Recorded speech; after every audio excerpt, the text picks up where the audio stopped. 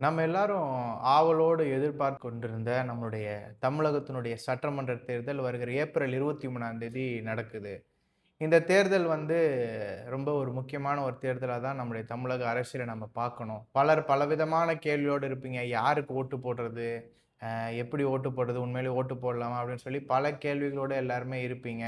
ஏன்னா கிட்டத்தட்ட ஒரு 30, 35 வருஷமா தமிழக அரசியல் பார்த்தீங்கன்னா, ஒரு 2 பெருங்கட்சிகள் தான் ஆட்சி செஞ்சுட்டே இருந்திருந்திருக்காங்க. திமுக அண்ட் அதிமுக. இந்த 2 கட்சிகள் தான் தமிழகத்த ஆட்சி செஞ்சுட்டே இருந்திருக்காங்க. ஸோ இந்த வருஷம் பார்த்தீங்கன்னா, இந்த தேர்தல் பார்த்தீங்கன்னா, ஒரு 4 முனை போட்டியா தான் நம்ம பார்க்கணும். ஸோ இதுல பார்த்தீங்கன்னா, நம்முடைய தமிழக முதல்வர் ஸ்டாலின் ஐயா அவர்களுடைய திமுக கட்சி கூட்டணியாக இந்த தேர்தல சந்திக்கிறாங்க. அடுத்து பார்த்தீங்கன்னா, நம்ம எதிர்க்கட்சி தலைவர் எடப்பாடி பழனிசாமி ஐயா அவர்கள் அதிமுக கூட்டணி அவங்க இந்த தேர்தல சந்திக்கிறாங்க. அடுத்து நம்முடைய சீமான் அண்ணன் அவர்கள் இந்த தேர்தல தனித்து நாம் தமிழர் கட்சி தனித்து போட்டியிடுறாங்க. அடுத்து பார்த்தீங்கன்னா, புதிய கட்சியாக தமிழக வெற்றி கழகம் ஜோசப் விஜய் அண்ணா அவங்க இந்த தேர்தல தனித்து சந்திக்கிறாங்க. ஸோ இப்படி 4 முனை போட்டிய தான் இந்த வாட்டி இந்த தமிழக சட்டமன்ற தேர்தல் நடக்குது. ஸோ அதுல ஒரு சில காரியங்கள நான் அனலைஸ் பண்ணியிருக்கேன். அத வீடியோவா இன்னைக்கு நான் உங்க கூட ஷேர் பண்றேன். நீங்க பார்த்துட்டு இருக்கிறது வைபு தென்தேவன். பேசிட்டு இருக்கிறது உங்க ஆல்வின்.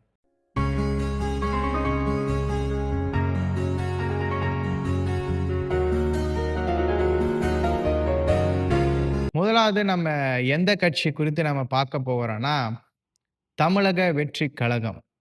ஜோசப் விஜய் அண்ணா 2024 தான் இந்த கட்சி ஆரம்பிச்சாரு. இவர நமக்கு எல்லாருக்கும் எப்படி தெரியும்னா, ஒரு எக்ஸ் சினிமா சூப்பர் ஸ்டார். ஒரு சினிமா நட்சத்திரமாக அரசியல்ல வந்திருக்காரு. தமிழக அரசியல் இதுக்கு முன்னாடி நெறைய பேர் வந்தாலும், அண்ணன் மீது ஒரு பெரிய ஒரு எதிர்பார்ப்பு இருந்தது.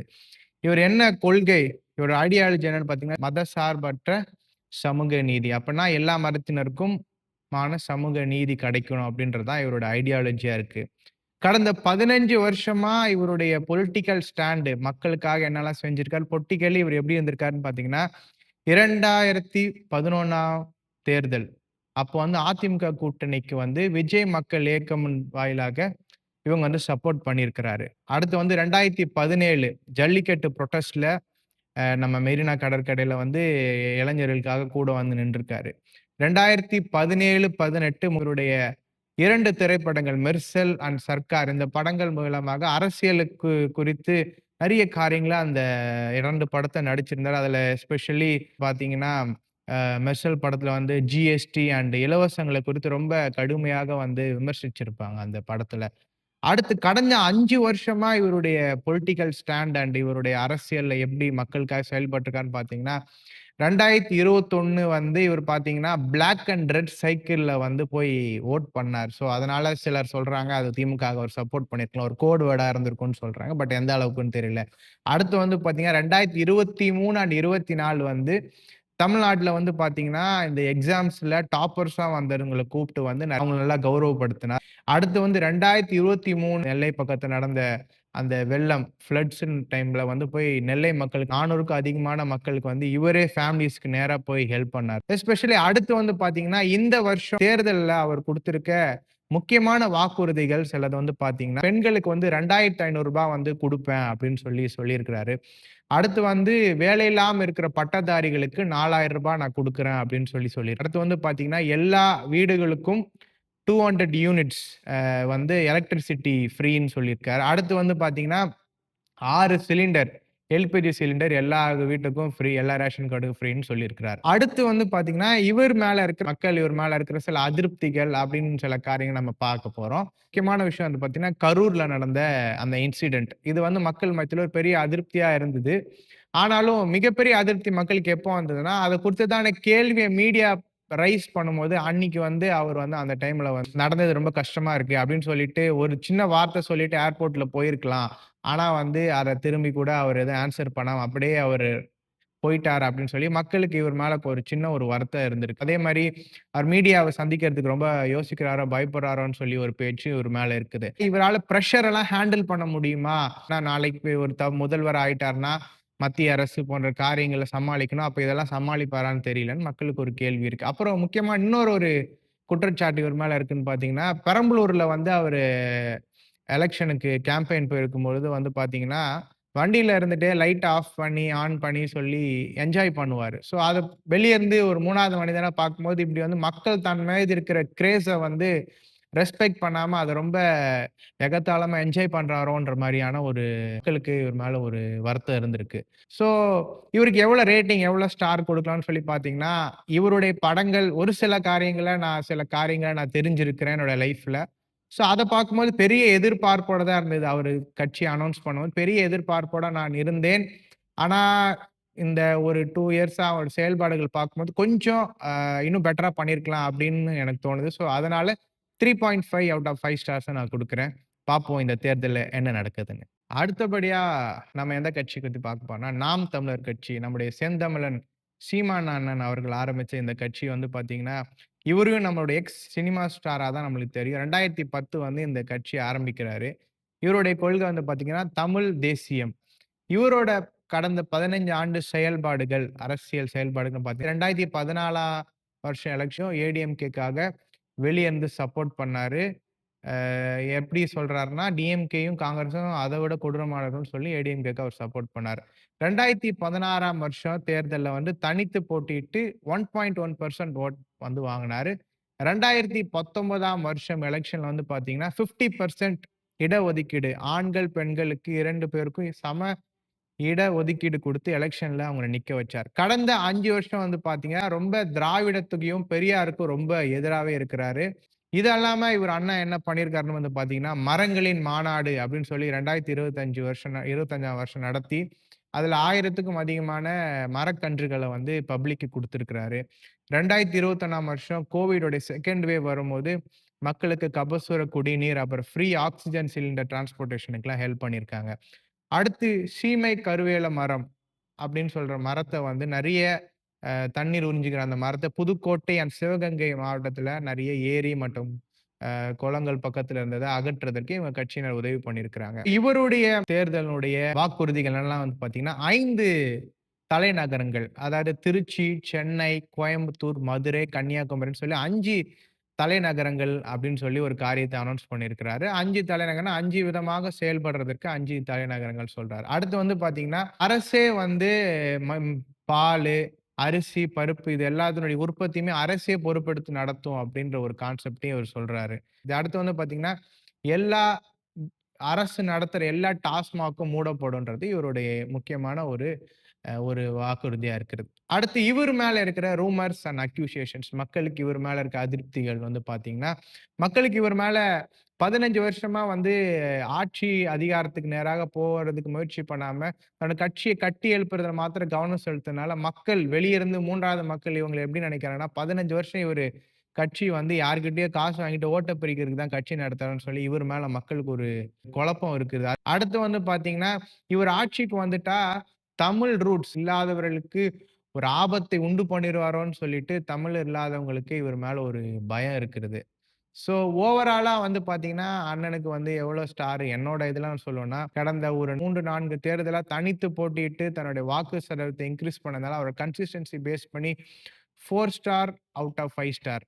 ஆனா, தேர்தல் அண்ணன் எப்படி செயல்படுறன்றத நான் பொறுத்திருந்து பார்ப்போம். அடுத்து நம்ம எந்த கட்சிய பத்தி பார்க்க போறோம்னா, அதிமுக கட்சி. இந்த கட்சி வந்து பார்த்தீங்கன்னா, கூட்டணி கட்சியா தான் இந்த தடவ தேர்தல சந்திக்கிறாங்க. இவங்க கூட்டணியில பிரதான கட்சிகள் வந்து பார்த்தீங்கன்னா, பிஜேபி, பாட்டாளி மக்கள் கட்சி, அம்மா மக்கள் முன்னேற்றக் கழகம். இந்த கட்சிகள் தான் வந்து இங்க வந்து இருக்கிற பிரதான கட்சிகளா சேர்ந்து இந்த எலக்ஷன சந்திக்கிறாங்க. இதனுடைய தலைவர் தான் நம்ம எதிர்க்கட்சி தலைவர் எடப்பாடி பழனிசாமி ஐயா அவர்கள். இவரு வந்து இந்த கட்சிய வந்து 2017ல வந்து எடுத்து அதுலருந்து இவரு நடத்திக் கொண்டிருக்கிறார். இவங்களுடைய ஐடியாலஜி, கொள்கை நம்ம எல்லாருக்குமே தெரியும். திராவிடம் தான்.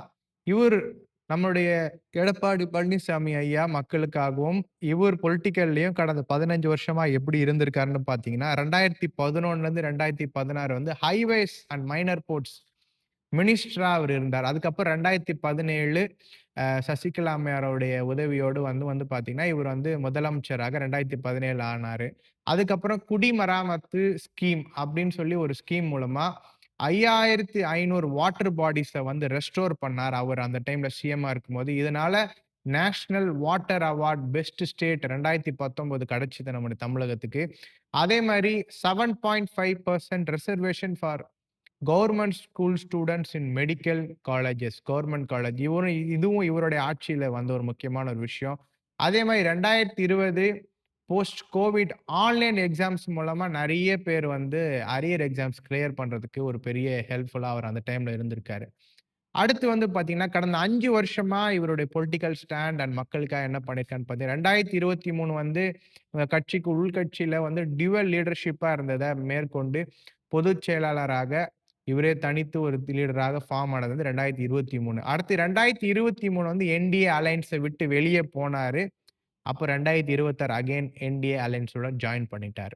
இவருடைய தேர்தல் வாக்குறுதிகள் வந்து பார்த்தீங்கன்னா, அரிசி ரேஷன் கார்டு வச்சிருக்க எல்லாருக்குமே ஃப்ரிட்ஜ் குடுக்கப்படும். அதே மாரி 3 சிலிண்டர்ஸ் எல்லாருமே வந்து இந்த அரிசி கார்டு வச்சிருக்க எல்லாருக்குமே குடுக்கப்படும்னு சொல்றாரு. அடுத்து வந்து பார்த்தீங்கன்னா, எஜுகேஷன் லோன் கட்ட முடியாம இருக்கவங்களுக்கு தள்ளுபடி செய்யப்படும்ன்றது ஒரு முக்கியமான இது.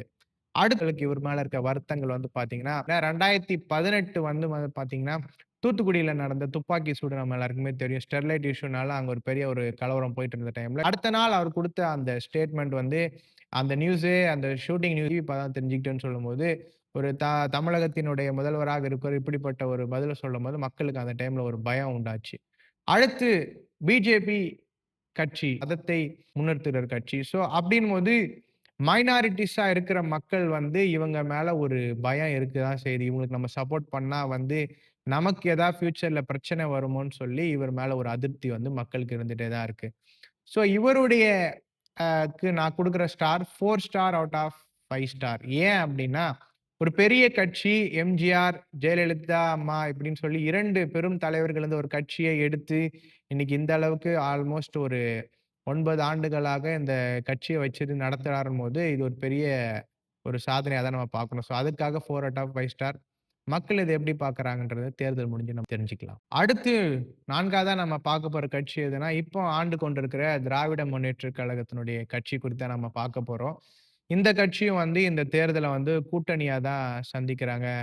கூட்டணியில வந்து பார்த்தீங்கன்னா, விடுதலை சிறுத்தைகள் கட்சி, தேமுதிக, காங்கிரஸ் இந்த கட்சிகள்லாம் சேர்ந்து தான் இந்த தேர்தல வந்து சந்திக்கிறாங்க.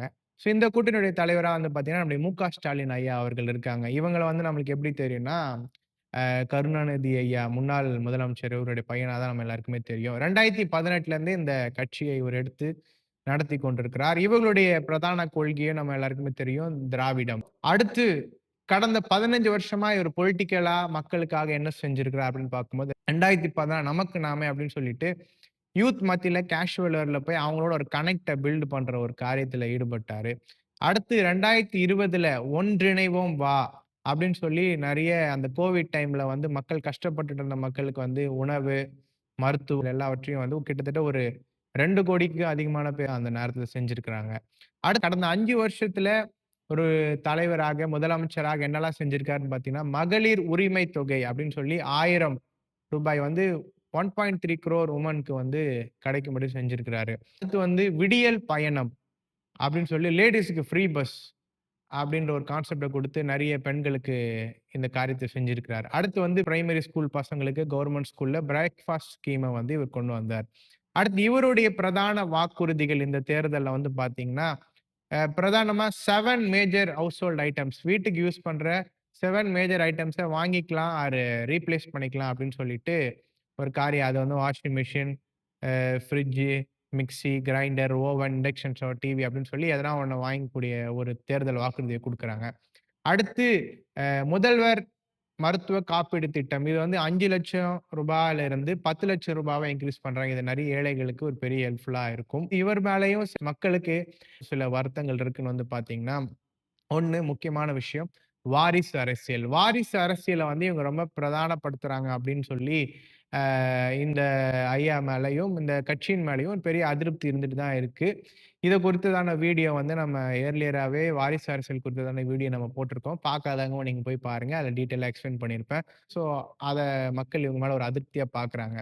அடுத்து இவர்கள் சொல்றாங்க, ஐயா அவர்கள் சொல்றாங்க அவங்களோட கட்சி சார்பா 80% அதிகமா வாக்குறுதிகள் நிறைவேற்றிட்டோம்னு. ஆனா எதிர்க்கட்சி தலைவர் 20% தான் சொல்றாரு. பாட்டாளி மக்கள் தலைவர்கள் என்ன சொல்றாருன்னா, 13% தான் முடிச்சிருக்காங்கன்னு சொல்லி, இப்படி பல குழப்பங்கள் இருக்கு. ஸோ வாக்குறுதிகள்ல இவங்க நிறைவேற்றல அப்படின்னு சொல்லி ஒரு அதிருப்தி இவர்கள் மேல இருக்குது. ஸோ இவர்களுடைய ஆட்சிக்கு நான் குடுக்க போற ஸ்டார்ஸ், இவருடைய செயல்பாட்டுக்கு பார்த்தீங்கன்னா, 4 star out of 5 star considering சென்ட்ரல்ல ஆப்போசிட் பார்ட்டி ரூலிங் பண்ணும்போது, இவங்களுக்கு எதிரா இருக்க ஒரு கட்சி ரூல் பண்ணும்போதும், ஸ்டேட்ட ரொம்ப ஸ்மூத்தா ரன் பண்ணதுனால 4 ஸ்டார் அவுட் ஆஃப் 5 ஸ்டார். மக்கள் இத எப்படி பார்க்குறாங்கன்னு இந்த தேர்தல்ல நம்ம பார்ப்போம். கடைசியா நம்ம என்ன பார்க்க போறோம்னா, எப்படி நம்ம ஓட்டு போடலாம்? என்ன பண்ணலாம்? அப்படின்னு சொல்லி சில பாயிண்ட்ஸ நான் சொல்றேன் உங்களுக்கு. ஓட்டு போடணுமா? அப்படின்ற கேள்விக்கு கண்டிப்பாவே நம்ம ஓட்டு போடணும். அது நம்மளுடைய ஜனநாயக கடமை. 18 வயசுக்கு மேல இருக்க எல்லாருமே கண்டிப்பா ஓட்டு போட்டுருங்க. அடுத்து யாருக்கு ஓட்டு போடலாம்? அப்படின்ற ஒரு கேள்வி எப்பவுமே எழும்பிட்டு இருக்கும். இது என்னோட பெர்சனல் சஜஷனா தான் நான் குடுத்துட்டு இருக்கேன். உங்களுக்கு ரொம்ப க்ளோஸான, உங்களுக்கு ரொம்ப தெரிஞ்சவங்க, உங்க ரொம்ப ஃபேமிலி ஃப்ரெண்ட் உங்க யாருக்காவது தெரிஞ்சவங்கன்னா, கண்டிப்பா அவங்களுக்கு ஓட்டு போடுங்க. ஏன்னா, ஏதாவது ஒரு தேவைன்னா நீங்க அவங்க கிட்ட போனீங்கன்னா, அவங்க கண்டிப்பா உங்களுக்கு ஹெல்ப் பண்ணுவாங்க. அதே மாரி இன்னொரு விஷயத்த நீங்க என்னன்னு கன்சிடர் பண்ணணும்னா, அந்த குறிப்பிட்ட நபர் நிக்கிறவங்க வந்து எங்கேயோ ஒரு ஸ்டார் கேண்டிடேட் எங்கேயோ வந்து அங்க நிக்கிறாங்க அப்படின்றத நீங்க பார்த்து ஓட்டு போடாதீங்க. ஏன்னா, அந்த நபருக்கு அந்த ஏரியா கூட பெர்சனல் கனெக்ட் இல்லன்னா, நாளைக்கு ஜெயிச்சாலோ, இல்ல வேற ஏதோ இஷ்யூனாலயோ அந்த தொகுதிக்கு பெருசா ஃபோக்கஸ் பண்ண மாட்டாங்க. ஸோ அதையும் நீங்க கன்சிடர் பண்ணணும். அடுத்து முக்கியமான ஒரு விஷயம், நீங்க ஒரு மைனாரிட்டியா இருந்தீங்கன்னா, ஸோ மதத்தை சார்ந்து சில கட்சிகள் நம்ம இதுல இருக்காங்க. கூட்டணி கட்சிகள் இருக்கிறாங்க. ஸோ அவங்க வந்து பார்த்தீங்கன்னா, தேர் இஸ் எ பாசிபிலிட்டி அவங்களுக்கு நீங்க ஓட்டு போடும்போது, மதத்தின் சார்பாக மக்களை பிளவுபடுத்துற அந்த கட்சிக்காரங்க வந்து ஆட்சிக்கு வரும் பட்சத்துல, மைனாரிட்டீஸ்க்கு பெரிய ஆபத்துக்கள் வரலாம். ஸோ அதையும் நம்ம சிந்திச்சு வாக்கு போடும்போது செயல்படணும். அதே மாரி சில கட்சிகள் ஜாதிகள ரொம்ப முன்னிறுத்தி இருப்பாங்க. அவங்களுக்கு ஓட்டு போடவும் பார்த்து போடணும். ஏன்னா, ஜாதிகள்லயும் மைனாரிட்டீஸா நீங்க ஆகும்பொழுது, நீங்கள் ஒடுக்கப்படுறதுக்கான வாய்ப்புகள அவங்க இன்கிரீஸ் பண்ணுவாங்க. அடுத்து என்னைக்குமே ஓட்டுக்கு பணம் வாங்காதீங்க. இது வந்து பார்த்தீங்கன்னா, பைபிள்ல யாத்திராகமம் 23:8 அப்படின்னு சொல்லி ஒரு இடத்துல வந்து பார்த்தீங்கன்னா, "பரிதானம் வாங்காதிருப்பாயாக" அப்படின்னா, லஞ்சம் வாங்காத. ஓட்டுக்கு காசு வாங்குறது, லஞ்சம் வாங்குறது ஒண்ணு தான். ஸோ அத நீங்க யாரும் வாங்காதீங்க. அடுத்து முக்கியமான விஷயம் எல்லாருமே சொல்லுவாங்க, புதுசா வரவங்களுக்கு ஆட்சி குடுக்கணும்ல, புதுசா வரவங்களுக்கு ஆட்சி குடுக்கணும்ல அப்படின்னு சொல்லி சொல்லுவாங்க. கண்டிப்பா அது வரவேற்கப்பட வேண்டிய விஷயம் தான். ஆனா முக்கியமான விஷயம் நம்ம யோசிக்கணும், புதுசா வரவங்களுக்கு நம்ம ஆட்சி கையில குடுக்கும்போது என்னலாம் பிரச்சனை வரும்னா, அவங்களுக்கு என்ன ஒரு காரியத்த கையில குடுக்கும்போது, இது எப்படி ஹேண்டில் பண்ணணும்? எப்படி இத கொண்டு போணுன்ற ஐடியா அவங்களுக்கு கண்டிப்பா இருக்கவே இருக்காது. ஸோ, அந்த குறிப்பிட்ட டைம் பீரியட் அவங்க செட்டில் டவுன் ஆகுற டைம்ல, வேற எக்ஸ்டர்னல் ஃபோர்ஸ்னால நம்மளுக்கு பிரஷர் வந்து நம்மளுடைய ஸ்டேட் எக்கனாமி பாதிக்கிறதுக்கு நெறைய வாய்ப்புகள் இருக்குது. ஸோ, அதனால நம்மளுடைய டே டு டே லைஃப், நம்மளுடைய எக்ஸ்பென்சஸ், நம்ம யூஸ் பண்ற அன்றாட பொருட்களுடைய விலைகள் முதற்கொண்டு எல்லாமே அதே மாரி மாநிலத்துடைய வளர்ச்சி கூட கொஞ்சம் ஸ்டாக்னன்ட் ஆகலாம். அப்புறம் முக்கியமான ஒரு விஷயம், நீங்க எந்த கட்சி ஆட்சிக்கு வந்தாலும் நல்லா தெரிஞ்சுக்கோங்க. என் கூட ஒர்க் பண்ற எப்பவுமே சொல்லிட்டு இருப்பாரு. யார் ஆட்சிக்கு வந்தாலும் நான் என் குடும்பத்த வழி நடத்தணும். நான் சாப்பாடுக்கு வேலைக்கு வந்து தான் ஆகணும். அதனால யார் ஆட்சிக்கு வந்தாலும் நம்ம என்னமோ வேலைக்கு போக தான் போறோம். அதனால போயிட்டு யாரோடையும் பின்னாடி நின்னு தொங்கிட்டு எதுவும் காரியத்திலும் ஈடுபடாம, நான் சொன்ன இந்த காரியத்த யோசிச்சு நீங்க வாக்கு போடுங்க. நல்ல ரிசல்ட்ஸ மே 4ஆம் தேதி நம்ம எதிர்பார்ப்போம். இந்த வீடியோ உங்களுக்கு பிடிச்சிருந்தா லைக் பண்ணுங்க. ரொம்ப பிடிச்சிருந்தா ஷேர் பண்ணுங்க. இது போல இன்னும் நெறைய வீடியோஸ் பார்க்கணும்னா, எங்களுடைய சேனல சப்ஸ்கிரைப் பண்ணுங்க. இது என்னோட ஃபர்ஸ்ட் பொலிட்டிக்கல் கன்டென்ட். நீங்க லைக் பண்ணி உங்களுடைய ஃபீட்பேக்க கமெண்ட்ஸ்ல போடுங்க. நெறைய நம்ம டிஸ்கஸ் பண்ணுவோம். Thank you.